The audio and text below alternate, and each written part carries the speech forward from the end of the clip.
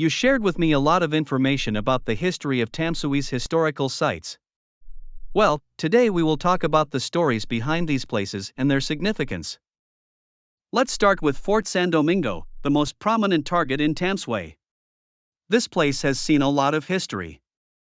The Spanish first built Fort San Domingo in the 17th century. Then the Dutch came and built the current Fort San Domingo. Then in the 19th century, the British rented it as a consulate. That's right, it has always been the core of Putin Hill. The geographical location is very good, right next to the river mouth. So you can see that different regimes want to control this place. In the information you provided, there is a concept that I think is quite critical, called regional preservation. Regional preservation? Yes, and it also needs to be viewed from the perspective of the landscape structure. That is to say, it is not just about whether a house is beautiful or old.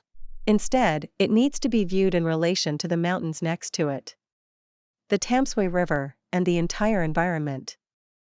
Just think about it, if Fort San Domingo is still there, but there are tall buildings all around. Oh. That feeling is totally wrong. Right, the view and the sense of strategic location are gone. This is the overall feeling of the landscape structure. Understand, it is a relatively large pattern.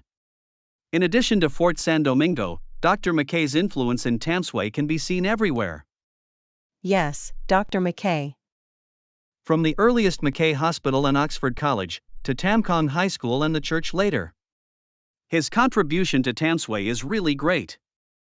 Very profound, but the data also points out a more troublesome situation. That is, the management units of these monuments or places related to him are different. For example, Tamkong High School is still a school after all.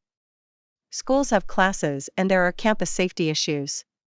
So ordinary tourists can't just go in and visit. In this case, if you want to take a trip to Dr. Macay's Tamsui footprints, that story. It will be intermittent, which is a bit regrettable. That's true. When it comes to preservation materials, there are also references to those left over from the Japanese era, and those that are more related to ordinary people's lives. For example, the former residence of the painter Kinoshita Jogai, I heard that it records a period of Tamsui art.